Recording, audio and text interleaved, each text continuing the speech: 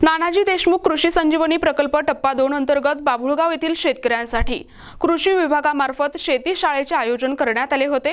यामध्ये शेतकऱ्यांना सोयाबीन पिकांवर येणाऱ्या किडी आणि रोगांवर उपाययोजना करण्याबाबत मार्गदर्शन करण्यात आले। नानाजी देशमुख कृषी संजीवनी प्रकल्प टप्पा 2 अंतर्गत कृषी विभागामार्फत मुख्य पीक असलेल्या सोयाबीनवरील किडे आणि रोग यांची ओळख आणि त्यावर उपाययोजना करण्यासाठी सेनगाव तालुक्यात थेट शेतकऱ्यांच्या बांधावर शेती शाळा घेतली जात आहे। यामध्ये कृषी विभागाकडून शेतकऱ्यांना मार्गदर्शन केले जात आहे। दिनांक 29 जुलै रोजी कृषी विभागाकडून मौजे बाभुळगाव येथील शेतात ही शेती कार्यशाळा घेण्यात आली, ज्यात मोठ्या संख्येने शेतकरी उपस्थित होते।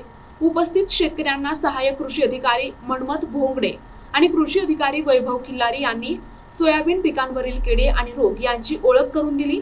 तसेच उपाययोजना म्हणून कोणकोणत्या कीटकनाशकांची फवारणी करावी यासाठी मोलाचे मार्गदर्शन केले। याशिवाय सेनगाव तालुक्यातील इतर गावांमध्ये देखील कृषी विभागामार्फत अशा शेती शाळा घेतल्या जात आहेत, ज्यामुळे शेतकऱ्यांना सोयाबीन पिकावरील किडे आणि रोगांवर योग्य उपाययोजना करून उत्पादन वाढीसाठी मदत मिळत आहे।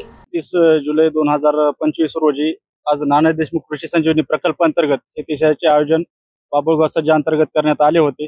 तर त्या अनुषंगाने आज शेती शाळेचा वर्ग घेण्यात आला आणि शेतकऱ्यांना विविध प्रकारच्या कीड व्यवस्थापन आणि रोग व्यवस्थापनाबद्दल मार्गदर्शन करण्यात आले। तसेच सध्या फुल अवस्थेमध्ये सोयाबीन आलेले असतात, शेतकऱ्यांना फवारणी नियोजन टॉनिक वगैरे आणि कीटकनाशकांची फवारणी गरजेची आहे, ती फवारणी सांगण्यात आली आणि वेळोवेळी शेतकऱ्यांना मार्गदर्शन केले जाते।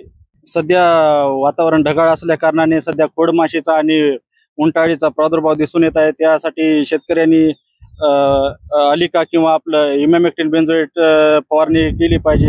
तसेच फुलधारणा चांगली होण्यासाठी शेतकऱ्यांनी त्यासोबतच केमिकल टॉनिकचा वापर केला पाहिजे, जसे की इसाबियन टॉनिक आहे।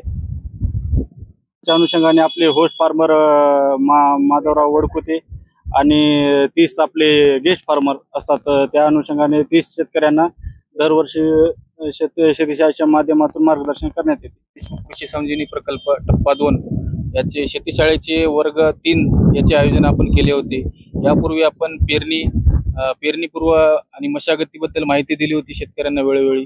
यावेळेस आज आम्ही जी शेती शाळा आयोजित केलेली आहे, यामध्ये जे आता जे ढगाळ वातावरण आहे, काल परवा आपल्या इथे अमावस्या होऊन गेली, त्या अमावस्येमध्ये जे आपले कीटकवर्गीय किंवा जे प्रकार येतात त्याचे म्हणजे अंडे यावर घातले जातात। त्यामुळे शेतकऱ्यांना मार्गदर्शन करण्यासाठी आज आम्ही ताबडतोब इथे शेती शाळेचं आयोजन केलेलं आहे।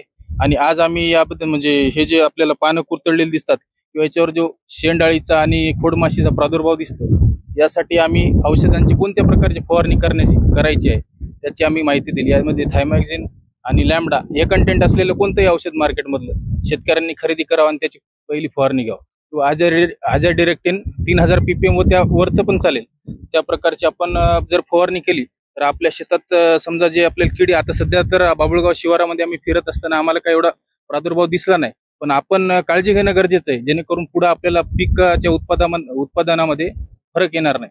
त्यासाठी आम्ही वेळोवेळी मार्गदर्शन करतो। आता आमचे असे एकूण सोयाबीनचे 5 वर्ग आणि एक 6वा वर्ग होणार आहे शेती दिन म्हणून। आता सध्या हा आमचा 3रा वर्गाचं आम्ही आयोजन केलेलं आहे आणि याबद्दल आता आमची गावकरी मंडळी, बाभुळगावची सगळी शेतकरी मंडळी यांना आम्ही वेळोवेळी मार्गदर्शन करतो। यात इथे समजा 25-30 जण असतो आम्ही, पण यानंतर आम्ही जे आमचं व्हॉट्सअप ग्रुप आहे तिथेही सगळी माहिती टाकतो बाभुळगावच्या ग्रुपवर। आणि इथं उपस्थित आपले घोंगडे साहेब कृषी सहाय्यक, त्यांच्यासोबत आज मी एक मार्गदर्शक म्हणून माझा म्हणजे आलेला आहे। नानाजी देशमुख कृषी संजीवनी प्रकल्पांतर्गत शेती शाळेचं आयोजन केलेलं होतं, तर त्या संदर्भात कृषी सहाय्यक श्री घोंगडे साहेब यांनी आम्हा शेतकऱ्यांना किडी संदर्भात मार्गदर्शन केलं। यापूर्वी सुद्धा 2 कृषी वर्ग झालेले आहेत, त्यांनी पेरणी करते वेळेस बीज प्रक्रिया वगैरे याबद्दल आम्हाला सविस्तर मार्गदर्शन केलेलं आहे। व आता ढगाळ वातावरण असल्यामुळे आता किडीचा प्रादुर्भाव दिसत आहे, त्यामुळे त्यांचं आम्हाला मार्गदर्शन केलेलं आहे। NTV news Marathi, Hingoli.